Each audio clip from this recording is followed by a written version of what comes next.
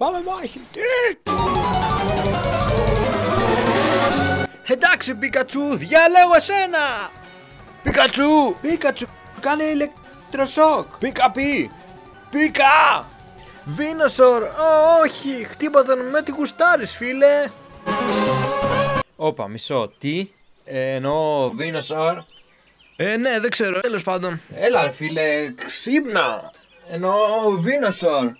Δεν ξέρω ποιες είναι οι επιθέσεις μου, ρε. Εσύ είσαι αυτός που μου λέει τι θα κάνω και εγώ απλώς τρώω ξύλο για σένα. Πίκατσου, κάνε κεραυνό. Πίκατσου. Αου. Εννοώ Βίνοσορ. Κοίτα, δεν με νοιάζει εσύ τι κάνεις. Εγώ δεν ξέρω τι να σου πω. Απλά πες να κάνω solar beam. Εννοώ Βίνοσορ. Οκ, κάνε solar beam. Ναι, οκ, ευχαριστώ. Βίνοσορ. Πίκατσου, φόρτωσε κάτι με ηλεκτρισμό πάνω σου. Χρησιμοποίησε τις μπάλες σου με ηλεκτρισμό. Πίκα! Αου! Οκ, θα κάνω solar beam. Δεν χρειάζομαι την άδειά σου γι' αυτό. Βίνοσορ. Αου! Αου! Αυτό ήταν το πόδι μου. Αυτό ήταν το γόνατό μου, ρε. Γαμώτο. Πω!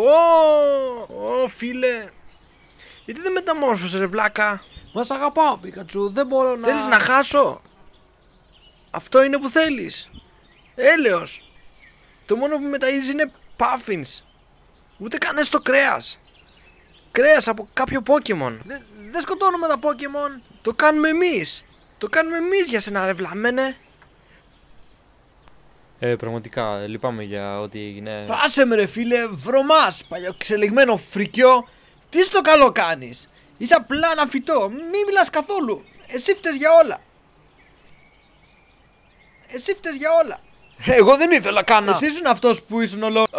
Θα πάω να του επιτεθώ. Μπορούσες απλά να φύγεις. Αλλά δεν έφυγες, φρικιό. Γι' αυτό φύγε από εδώ ρε φυτό. Το πόδι μου. Ωρε φίλε.